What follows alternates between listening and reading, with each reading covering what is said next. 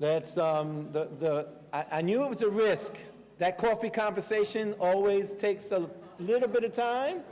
I knew it was a risk, but it also makes sure that people are awake. You know, between the sugar and the coffee, they're ready to hear you now. So without any further ado, I turn this over to one of the architects of this entire day, moderator Mark Buchbinder.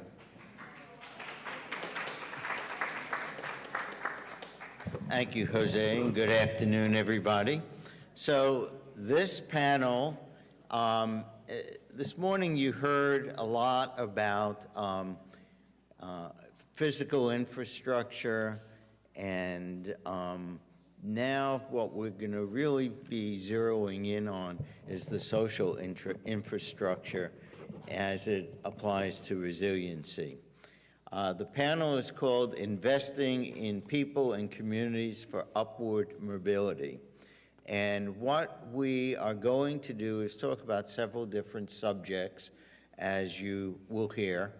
And we're also going to be looking at an area. It's not really a case study, but an area of Miami from the Wynwood area, which is, for those of you who know Miami, I apologize for those of you who don't, but it's from Northwest 20th Street, going north to about 84th Street, and it encompasses Wynwood, Midtown, and Little Haiti, all of which are, even though they're contiguous, and we're going from the Bay to 95, they're developing in different ways, and they're also developing, in some cases, in some ways.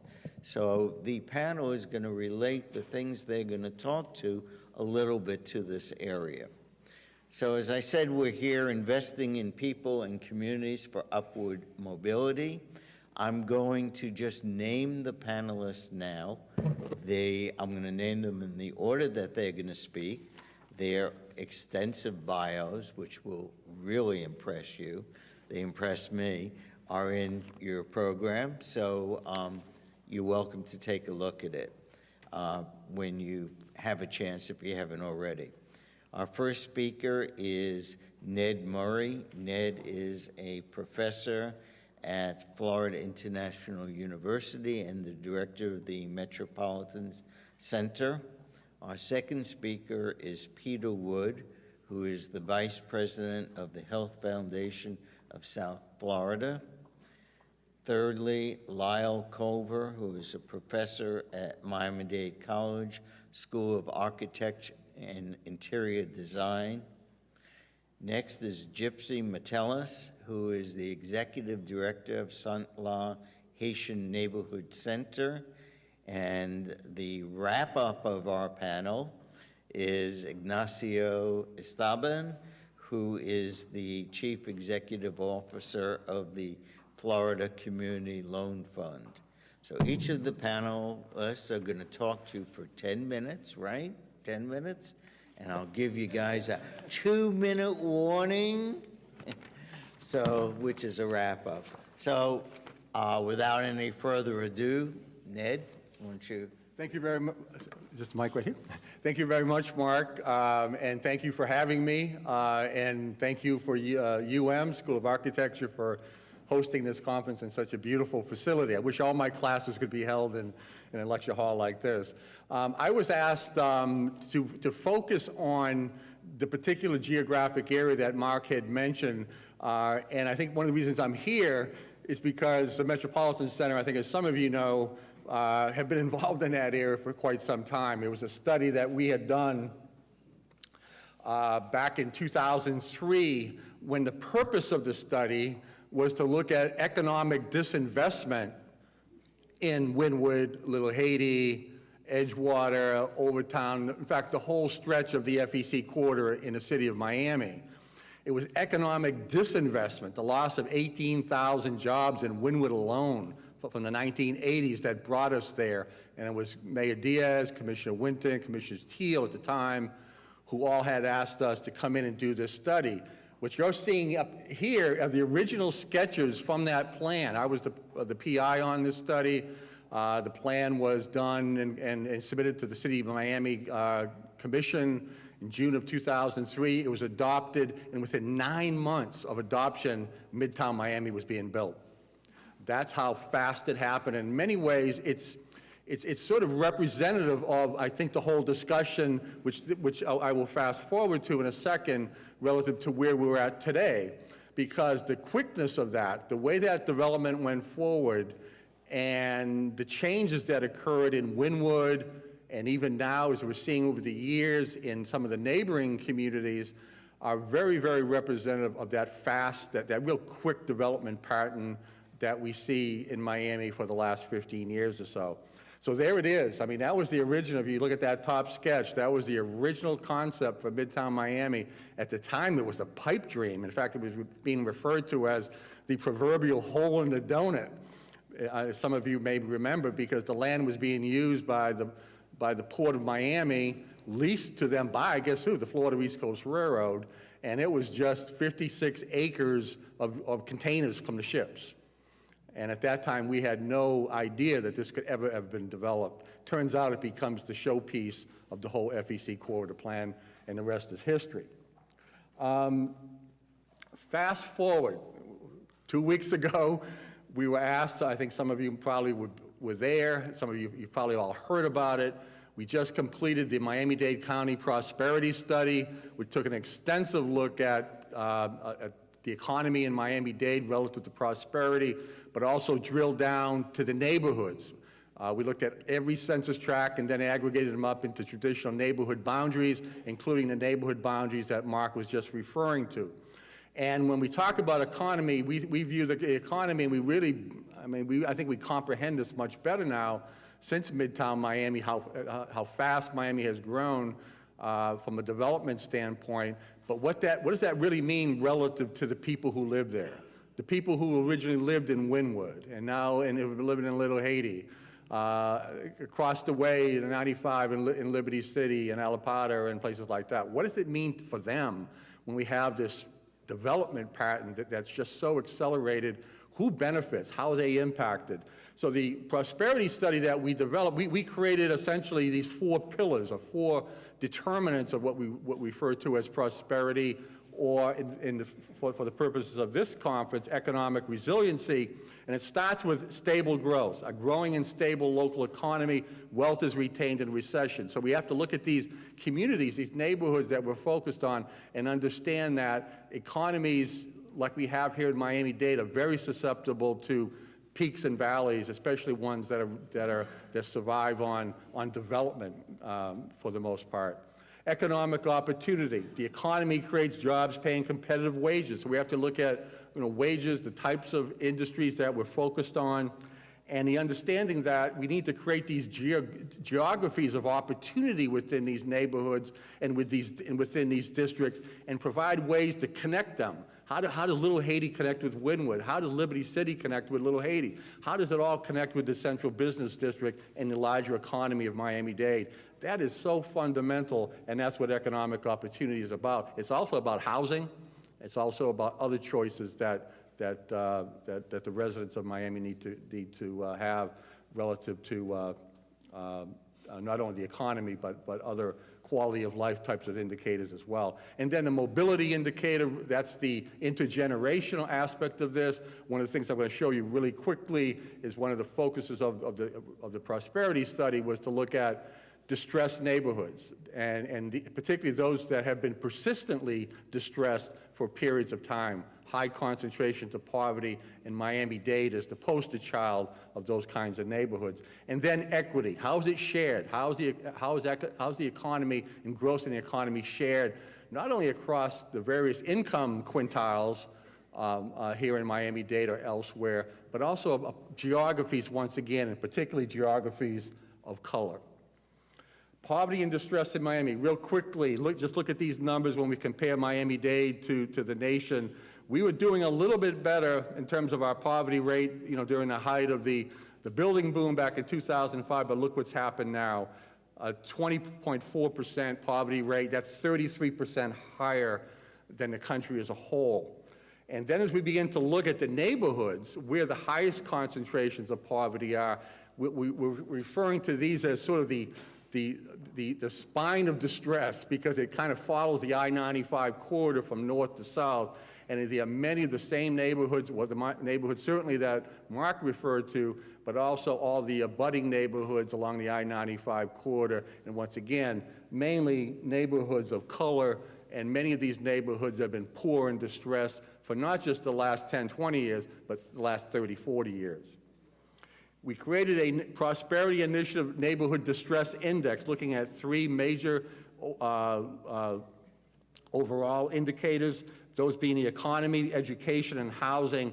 And we began to look at these and in terms of a number of other indicators, about 12 or 13 in all, and we begin to see that these same neighborhoods just keep popping up all the time. And when you put together the composite index for the three indicators, you begin to see that these are really persistently distressed neighborhoods in all areas with very, very high levels of, I'll go this way. Yeah, the composite prosperity distress index, if you look at all of these, you see a population of 400,000 people and 34% living at the poverty level. Now, when you begin to focus in on these, we did some contrast. We could have gone back another couple decades, but just looking at the decade from 2000 to 2014, look at the poverty rate, and the red is bad. The red is the highest levels of poverty. And if you look at the areas, Little Haiti, Gladeview, down into Brownsville, all these areas that Mark was referring to, and you begin to see that they were there in 2000, they were there probably in 1970, 1980, but the distressing part is that they're also now expanding, because you look at 2014, you see that actually those red areas are beginning to mushroom. Poverty rates are actually going up here in Miami-Dade since 2007. Household income, look at this. That has improved somewhat in some areas, but in other areas it has stayed the same. Incomes are flat. Unemployment rates, hard to believe in this economy nationally that we have unemployment rates in some of these neighborhoods as over 20%.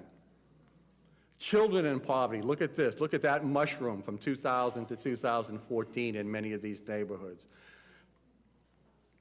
Then we began to look into certain, we drill down a little bit more, because I think this is a really important understanding to have when we start talking about upward mobility, is that we begin to look at a neighborhood like Little Haiti. This was a study that was done last year, actually drilling down to the block group level within Little Haiti, and this particular map shows income ranges within Little Haiti, and you can see the changes that are occurring. Those darker colors, shades towards the bottom, those are the ones that are closer to windward. So you're already seeing that parts of Little Haiti are being impacted by changes in the economy and certainly changes in the demographics that are impacting that neighborhood. This is happening across the 95 as well. We're beginning to see census tracts and block groups, even in Liberty City, that are beginning to change. So then the question becomes, you know, how do we deal with this? Knowing what happened in Midtown, knowing what's happened in Miami-Dade in general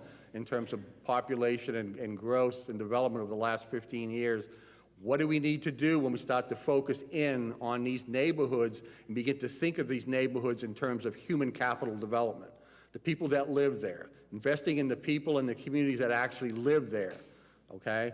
Well, the 4 planning dots that we would recommend, and that I think really begins to think about these issues in a more holistic and integrated way, rather than kind of the silo effect that we sort of have in government, particularly from a planning and policy standpoint, but begin to think about the economy, housing, transportation, land use as one topic. We shouldn't be talking about one without the other 3, okay? That's the key here. That's the key going forward, because if we're really thinking about improving the lives of people who live in these neighborhoods and improving the neighborhoods themselves, the connectivity of these neighborhoods relative to one another and the opportunities that are there, we have to begin with the economy, who's here, what's growing relative to the industries that can bring those jobs, those higher wage jobs, that diversification that's needed, the housing types and location. We need to bring the housing to Little Haiti and Wynwood and these neighborhoods, affordable housing, mixed income housing. Transportation, we shouldn't be talking about TOD unless we're talking about equitable TOD, equitable transit-oriented development. Once again, use that term equitable in all our discussions, and land use, of course, because ultimately it's all about what you can do with your land and how we plan for this in terms of the intensity of use, the types of uses that can come into these areas and build economies and build the housing that are needed. So these 4 planning dots absolutely have got to be connected. And with that, thank you so much.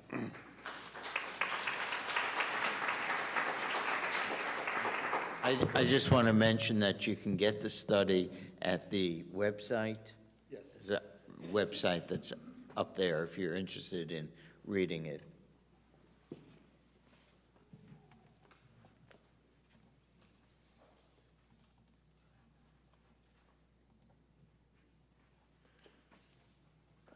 Good afternoon, everyone. Thank you for the opportunity to be here with you and to share with you some thoughts about investing in communities for health and upward mobility. In doing so, I'd like to provide you with a little bit of context from where I work, provide you with what I refer to as the guts of this work, and then lastly, underscore the importance of applying our work across the lifespan. Or said another way, to underscore the importance of not losing sight of the needs of older adults in this work and recognizing that a lot of today's policies and environments were set up when there are far fewer older adults than there are now. Health Foundation of South Florida, again, where I work, is a philanthropic organization that focuses on improving health of local residents. Over the years, we've gained greater understanding of the influence that one's zip code plays in determining health and how inextricable health and education and social and economic status and the built environment and neighborhood safety are. Those are all really tied together. Here are some major initiatives that we have going. In the interest of time, I'm gonna launch right ahead. Because of these initiatives that I'm referring to, and the fact that we're focused on ultimately improving health and recognizing the social determinants of health, we're actually trying to get out of the health box and adopt a more multi-sectorial approach. We're aiming to facilitate greater levels of collaboration among economic developers, urban planners, healthcare providers, transportation officials, housing stakeholders, community resident groups, schools, et cetera, et cetera. Why? Because we know that no one sector can effectively bring about improved health, quality of life, and upward mobility. The framework that I'm alluding to incorporates collective impact, which recognizes the forming of a common agenda across multiple sectors, making sure that there are resources for coordination, and that there's a directive to increase mutually reinforcing activities. That sounds so straightforward, but boy, is it hard to pull off. It is also incorporates a focus on policy systems and environmental change. And our work has benefited from results-based accountability, which in a nutshell is a process by which desired results are prioritized first, indicators of success are second, and then the strategies are developed. So often we do that in reverse. Let's see here. Now, the framework requires a set of capacities that historically have not been rewarded or supported, and therefore are not extensively practiced, but we think are critical to investing in people and communities for health and upward mobility. The first capacity is being able to bring multi-sector leaders and stakeholders together in a committed and collaborative way. Second is the capacity to ensure that the concerns and the voice of community residents are central to literally everything that's done. That is so key. Third is identifying and titrating, this is tricky, titrating the right amount of outside subject matter experts without drowning out the internal or the inside experts. Fourth is root cause analysis, the capacity to offer the capacity that is often referenced, but is less often practiced, and is the best way to identify needed change, which leads directly to the number 5 capacity, and that is selecting the right strategies. Sixth is joint accountability. The challenging art and science and skill of holding partners and collaborators and stakeholders accountable for carrying out those commitments. And lastly is the advocacy that it takes for desired change to be noticed, to be supported, and approved by decision-making bodies. It is our experience that these capacities exist, but are in need of strengthening through what, like everything else, training, practice, technical assistance, practice, and more practice. This is a wonderful slide that does a great job of depicting the fragmented, siloed, sector-by-sector, agency-by-agency orientation, and the need for a collective approach that builds on joint accountability.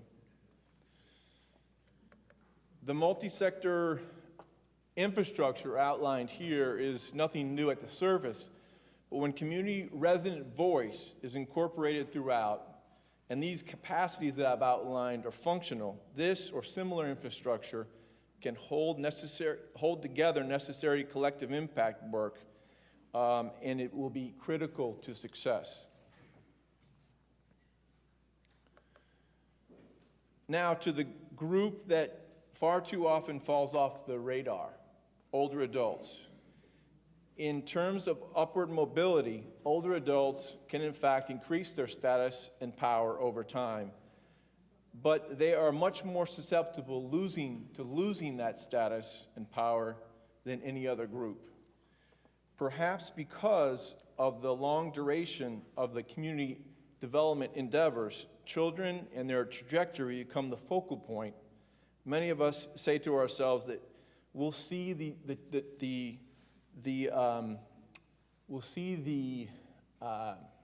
trajectory and the shift change with kids, but we won't. And so therefore, since the emphasis is on the kids, then the energy goes with the kids.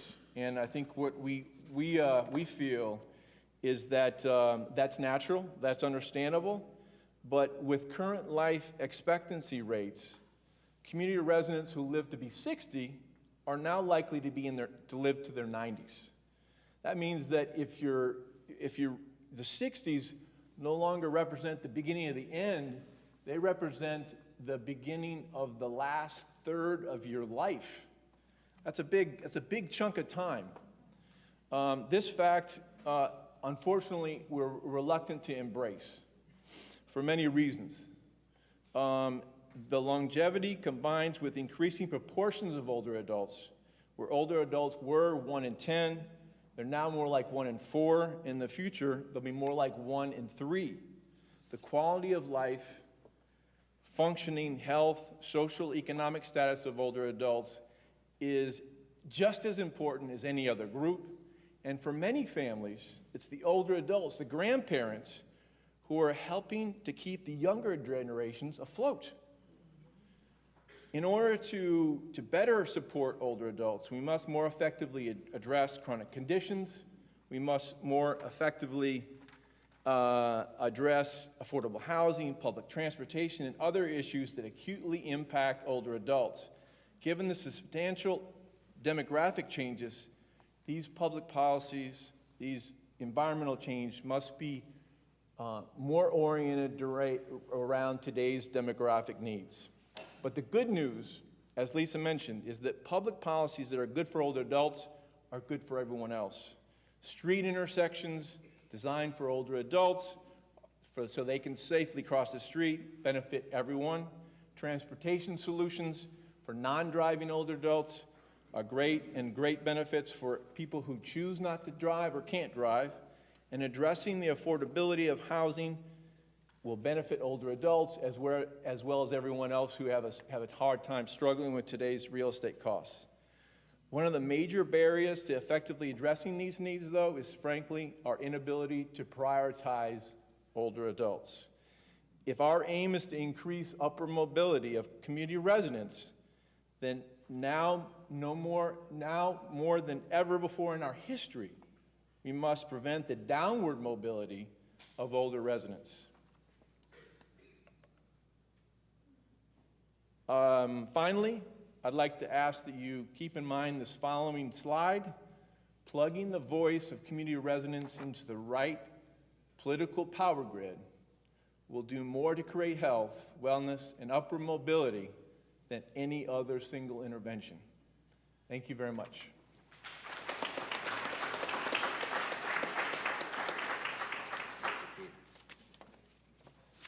So I want to thank for the invitation to come and talk, and thank also the University of Miami for hosting this event. When I was asked to talk about something, I thought, well, what can I offer? I teach architecture, I teach landscape architecture recently. I mean, I've been offered courses to teach in the horticulture department. I thought well, gosh, I could talk a little bit about urban homesteading. It's something that I've sort of read about and something I've been talking to friends about. And it's something that definitely it's in your backyard. It's something we can all participate in, and everybody can participate in. Now, when you think about, well, I'll go back historically. There was a comedy show in England, and I remember seeing it when I was quite young, called The Good Life. And it was essentially about a couple had moved into this sort of middle-class neighborhood and decided to convert their plot of land into a farm. Instead of going out to the farm, they brought the farm to their plot of land, much to the dismay of their neighbors. And it was a very popular comedy show. And if you get a chance to see it on Netflix, it's really quite funny. But it's reality now. I mean, we can do that ourselves. Now, homesteading, I mean, think about homesteading, we think about these images. And certainly my family, my father's family, homesteaded in places like the Dakotas as well as in Wisconsin. And much of the farming was done that way, you know, since about 1862. And these are just some images of some abandoned homesteads up in North Dakota. I remember seeing those as I would go visit my family on their ranches. But the idea of homestead harkens back to the Jeffersonian ideal of the yeoman farmer, the resilient farmer, the person who could take care of himself, his family. And so maybe we should start reconsidering what this whole homesteading is about. Now, the Homestead Act was initiated in 1862, and in fact, there were homesteads being given out until 1986 in places like Alaska. So, but it was very popular, and it certainly had a political appeal to it. And if you, for a very nominal sum of money, you know, you would get 160 acres. And there were certain provisions. I mean, you had to be head of a household, be a certain age. Women at times were also allowed to receive grants for homesteads. And much of the western part of the United States, west of the Mississippi, was actually farmed in this manner. These are all homesteads. Now we're jumping forward to about after the Second World War, and so this urban sprawl that took place, and this in itself was also something that a lot of people liked. I mean, the idea of moving out into the countryside, into the suburban areas, having a house and then some land behind it, or very nominal land. But what we're thinking about is that what can we do with this now? This is the reality now, actually. Can we convert that into viable farms? Not like acreage, but small plots of land. You know, we've seen this before. We've seen these images of backyards. What if I was to take this and make something out of this? Where not only I can support my family, I mean, through food, I mean, through growing, cultivating food, but also I can make a business out of it. This particular homestead is in Pasadena. They have about 4,000 square feet under cultivation. They produce 3 or 4 tons of food annually, and they make a living out of it, making about $60,000 to $70,000 through the sale of what they produce. And this is just one example. So you don't need a lot of land in order to do that. And the beauty about homesteading, at least farming or growing your own vegetables, is there's that connection to the land. We've lost it, actually, by moving into the big cities, you know? So everything is concrete and tarmac. But what if we can take this idea, and convert our houses or areas where we live, whether it's a town home, or even if we live in an apartment building, maybe the county can offer some land where we can actually partake in this. And in Germany, it's very popular. They're called Schrebergartens. So as you drive, you know, out in the country, and as you approach cities, you see these plots of land. They're small, but everybody's got a little plot of land. They can grow their veggies. And also diversify. So it's not just about growing vegetables, but also I can start trying to live off the grid, as you see in this example with those solar panels. And again, it can be done in a very sort of dense urban area. You know, we can plant on top of rooftops, as you see here in New York. And this is becoming increasingly popular. I'm glad to see that New York City has changed its laws on beekeeping. Now people can actually keep hives on their rooftops. This is a building by one of my favorite architects, an Austrian by the name of Hundertwasser, who converted, I mean, he came out with this kind of crazy architecture, but now these are becoming living buildings, you know, they're not just dead buildings. And we can think about vegetation, the implementation of vegetation on the surface of the building, you know, to capture CO2 or maybe even to feed ourselves. We can sort of grab an apple or something, not an apple, but some sort of fruit from the vine from our building. And if you're resourceful, you know, you can grow things in most anything, from these plastic tubs here. And if you're limited on land, well, you can grow vertically, as you see in these examples. So the imagination, I mean, you're limited just by your imagination. Now, it does require you get your hands dirty, as you see here. And, but the benefits is all those wonderful vegetables and fruit that you can cultivate organically. And the other thing about urban homesteading, as what I was reading about, it actually fosters community, a sense of belonging. And people who belong and feel a sense of community are happier, you know? So we can get people involved in all ages in farming. And the beauty about it is that all the waste goes back. It's a closed loop cycle. So we take we create our own soil through composting like this, and with the help of these, we can get this, you know? As opposed to what we find in a lot of these poor areas where they're just basically deserts of food, and people are having to resort to fast food and these kind of contaminated foods, I'd say. But the decision is ours to make, right? And we can help the younger ones. The other thing is also that through this urban homesteading, we see a lot of initiatives. People are actually becoming independent. They're thinking about other ways to support themselves, you know, through cottage industries. So if weaving is your gig, or we see people also participating in what's known as CSAs, community supported agriculture, then you can actually support families through through what you're growing and your own urban homestead, and making soap, and then taking those products and things that you've created and selling them in markets, farmers markets. And I'm sure many of you have been to farmers markets. There's something good about going to a farmer's market, right? You feel good about yourself, and you feel like good about your environment.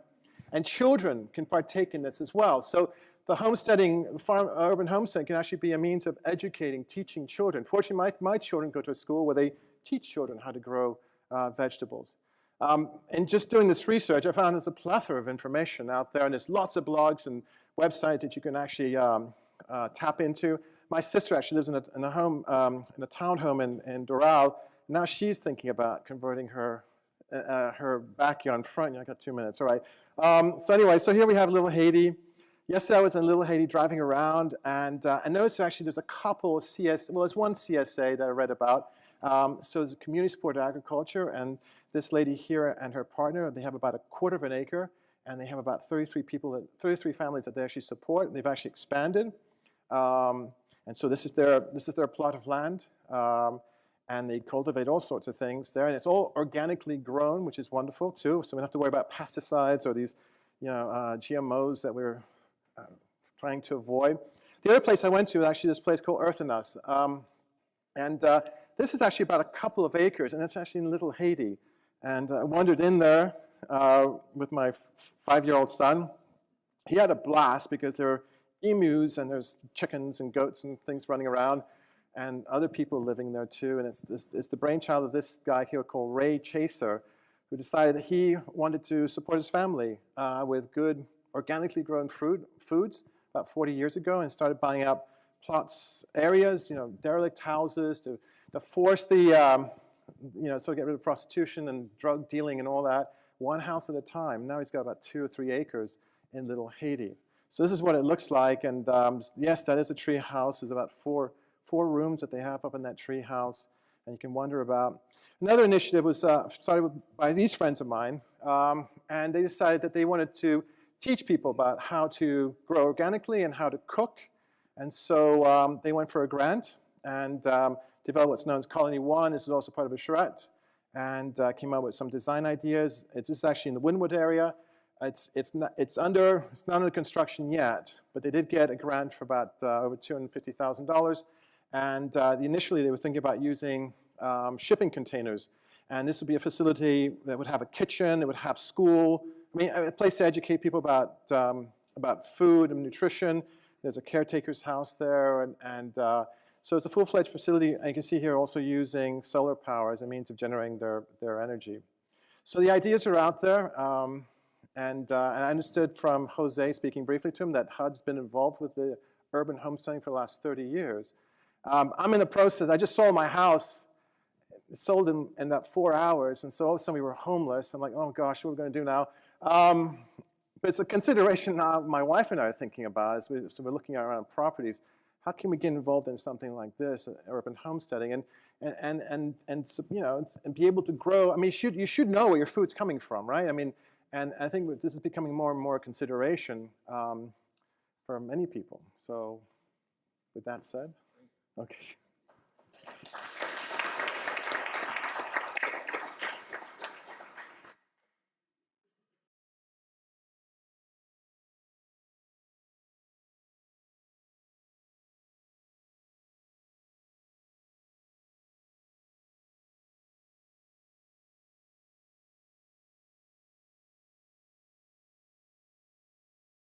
Good afternoon. So I'm hoping that my slides bring everything that you've heard throughout the day, bring it all together for you. I'm hoping it does that, because I was beaming, thinking, oh my goodness, yes, I made that point. And it's a good thing it was a PowerPoint, because then you wouldn't accuse me of making all of this up as I went along.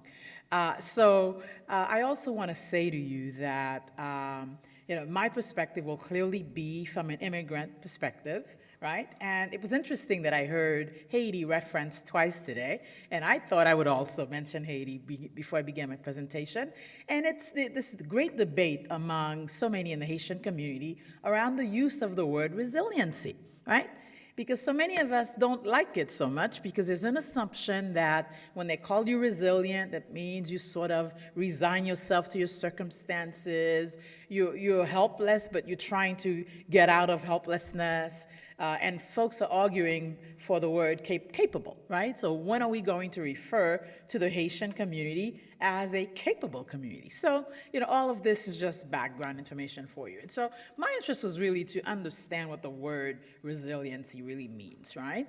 So, we know that, based on what the research and what people are saying to us, it means the ability to withstand adverse situations. It means the ability to recover from challenges. It implies drive, determination, grit, persistence, resistance, a fighting spirit, moving forward in spite of all pains and disappointment, adversity, and in the weight of history, your personal history also is an element in your own resilience. At least that's the way I perceive it. And of course, the historic wrongs that you or your people or your community have been subjected to also make for your resiliency.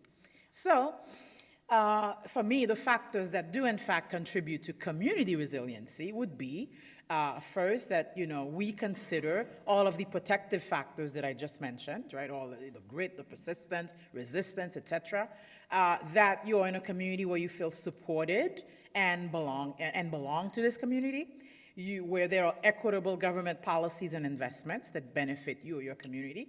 There are opportunities from education to housing, entrepreneurial opportunities, work, and opportunities in governance, etc. Place-based strategies are also a great convector, if you will, of resiliency. Financial well-being, whether people prefer to use the financial stability, others argue for financial mobility or financial security, all of that is makes up resilience. Civic engagement, right? That your recognizing that community members always have the answers to what ails them. They always have the answers. Sometimes they need those answers to be verified by some outsider, whom they perceive to have maybe the keys to their problems, but they always know what they want, they always know what they need, and they always know what will work in their communities. And of course, the promotion of citizenship, I think, is a critical element in building community resiliency. So, dimensions of resiliency, from my perspective, clearly there is personal resilience, and that implies all those protective factors I mentioned. Community resilience, also implying the stuff on the previous slide. Immigrant resilience, right? This idea that as immigrants, through work and education ethic, those two combine to be a source of our resilience. Immigrant integration policies also promote resiliency. And of course, when the public and private sectors come together and partner to work and promote resiliency, clearly that's an added plus. Again, public sector actors and partners, cross-sector partnerships to achieve resiliency, strong leadership, strong government leadership, strong community leadership to achieve resilience. Resiliency promoted and integrated in all aspects of life, from health to financial stability, housing, education, environmental policies, transportation, all of the stuff we heard today. We can't assume that you can be resilient in one area and not in the other, right? That doesn't add up. So what should we do, or what can be done to achieve community resiliency? So first, I think there's clear need to acknowledge historic wrongs, because you don't create that sense of belonging, that sense of acceptance, that sense of resiliency if we're going to glaze over uncomfortable truths, right? Uncomfortable truths about our history and our practices. Policies and investments that bridge racial, ethnic, and socioeconomic divisions are a great mover and promoter of resiliency. Policies and investments that prioritize high-need communities, right? Opportunities and resources needed to create thriving communities, right? And policies that transform struggling neighborhoods into resilient ones, right? So we're talking the creation of affordable and workforce housing. We're talking this need to tackle chronic unemployment, wealth creation and wealth protection, access to health, access to quality schools. All of those are areas in which there's work to be done to achieve resiliency, community resiliency. And so, what else can be done? Miami-Dade County, I believe that we must lead this nation in terms of showing and demonstrating what building community resiliency looks like. I think we can, in fact, show the nation the approaches and the principles that would result in resiliency. We need to enact big and audacious policies that achieve that. We need to proceed with the fierce urgency of today, the fierce urgency of now, right? This can't wait, right? This cannot wait, and I think you all, every panel has said it in one way or another. And I think in Miami-Dade County, look, we need to create, I know that right now there's a resiliency officer, et cetera, but we need a deputy mayor for resiliency, because then that says to us that resiliency is important, it's a priority, and with that post, with that title, will come the resources that we need to invest in the areas that are critical to, in fact, achieve community resiliency. And I think I'm done. Perfect timing.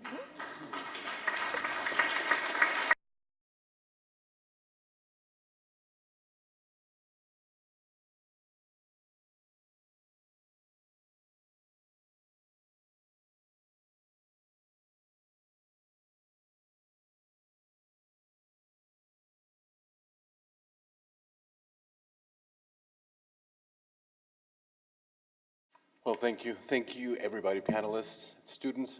You guys did great. I was really impressed with what you had to say. Thank you, HUD. Thank you, University of Miami, and AARP Foundation for hosting us. you know, I don't know who came up with this brilliant idea to put the lending guy last in a long day, but I am that lending guy. I represent the Florida Community Loan Fund, which is you can think of us as a financial institution because we are.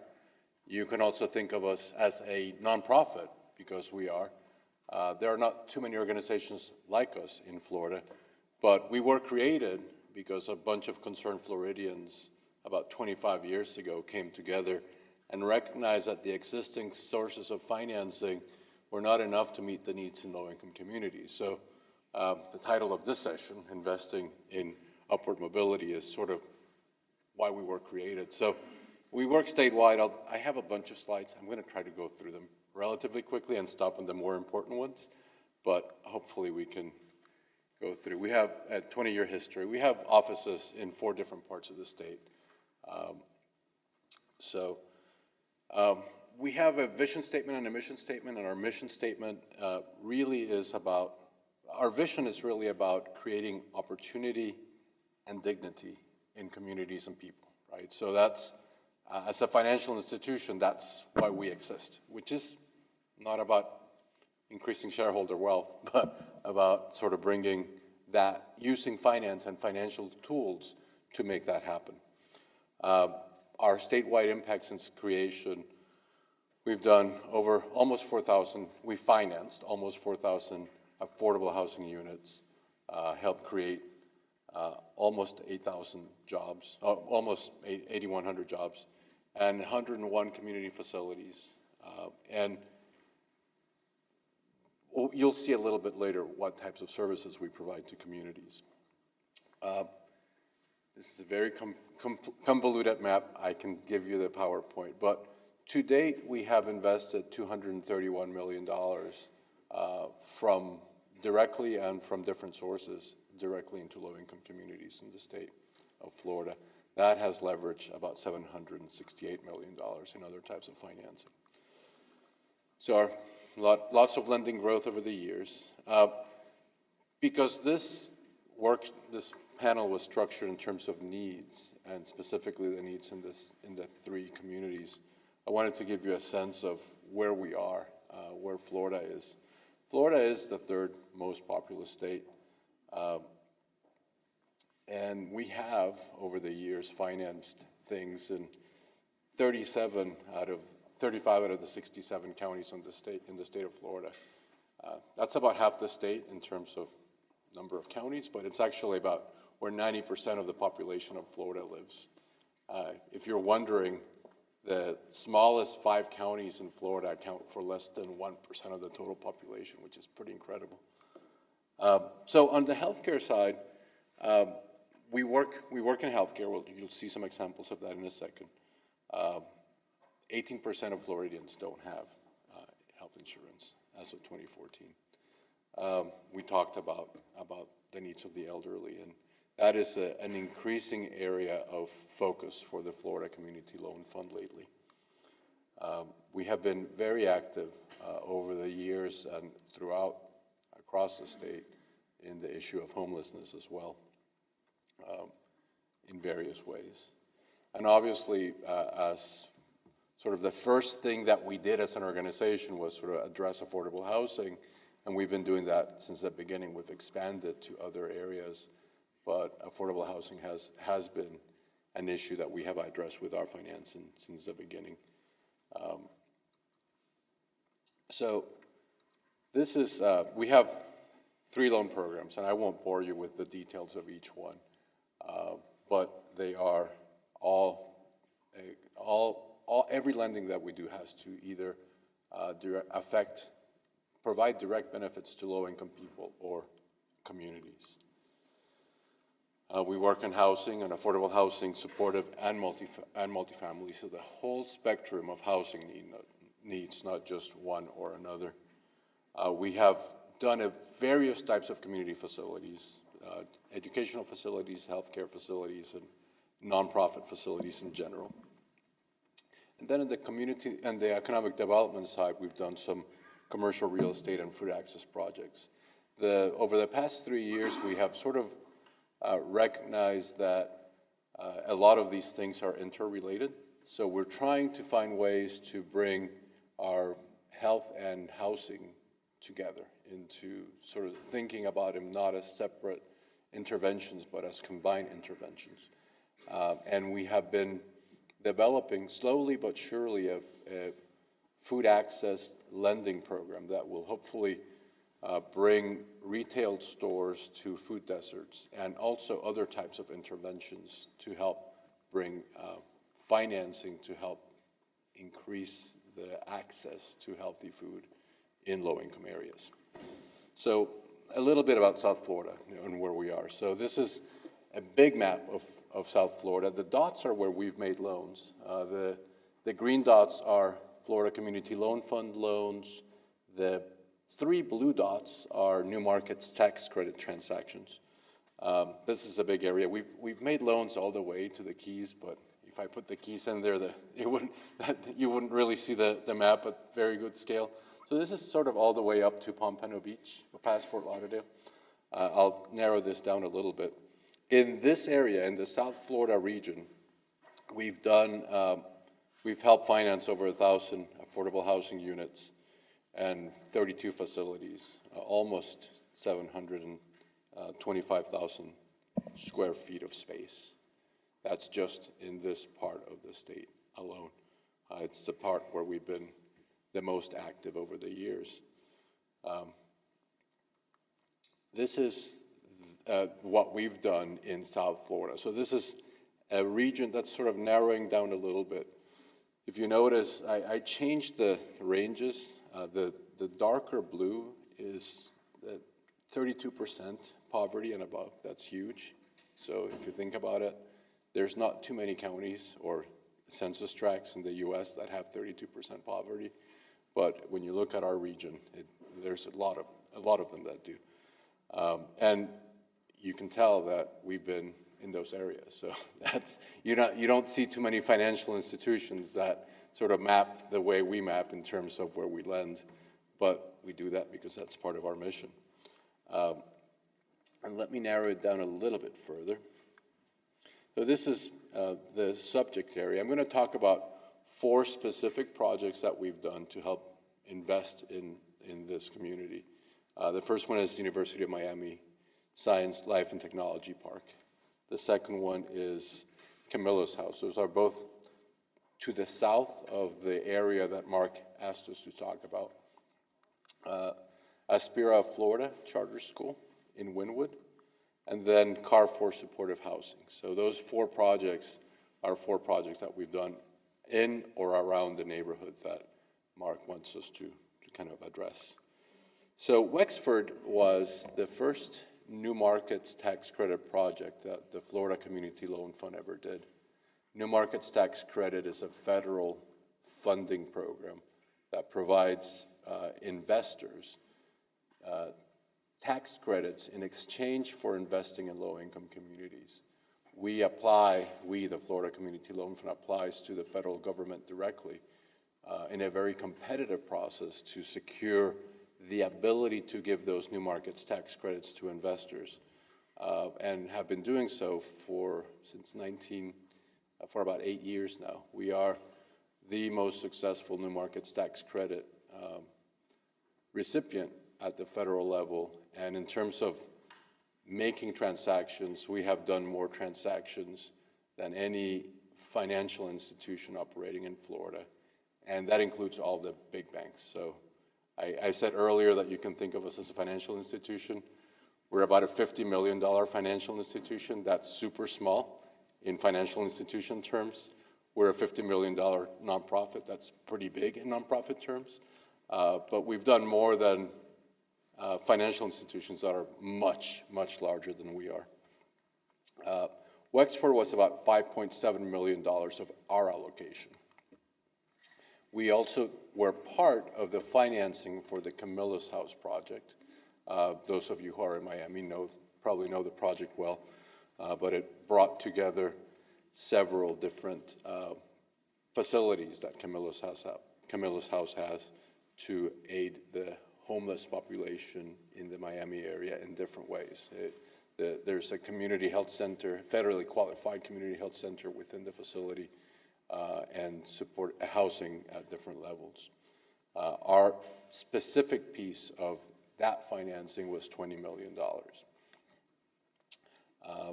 In the Wynwood neighborhood, we did one of two loans we have, New Markets tax credit financing we have done for Aspira charter schools. And that's an area that we have worked a lot in to help charter schools, specifically in low-income areas.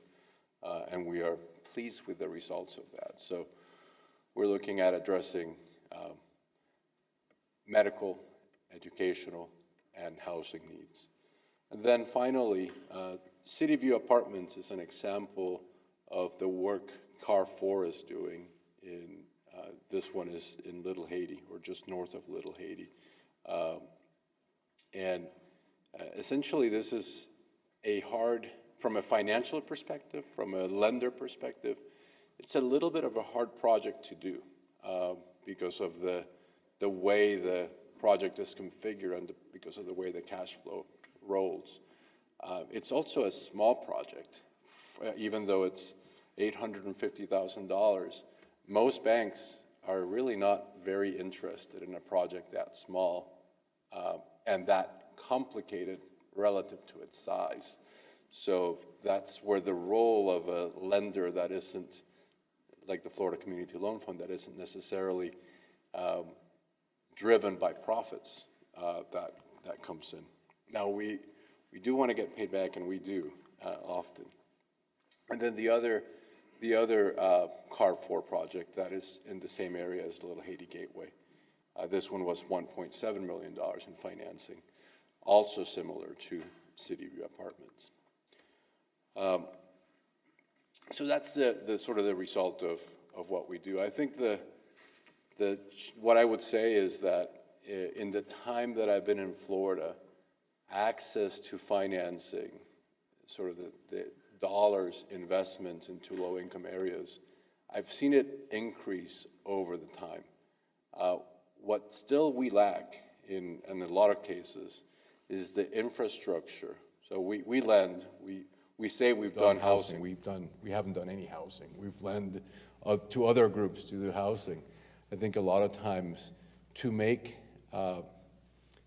real change, we need to think about developing a stronger infrastructure of groups, nonprofits, and others that can really make this happen.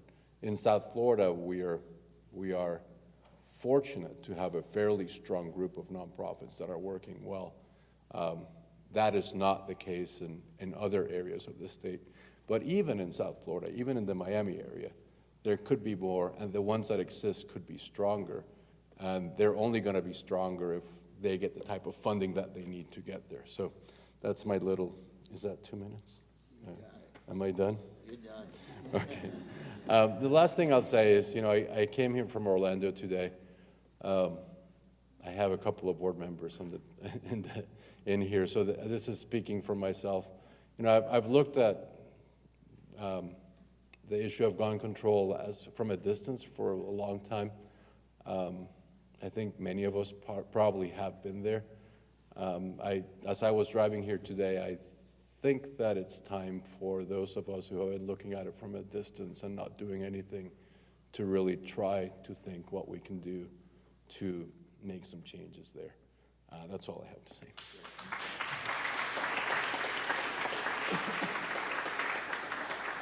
Okay, I want to thank the panel. Thank you very much. Jose, it's yours.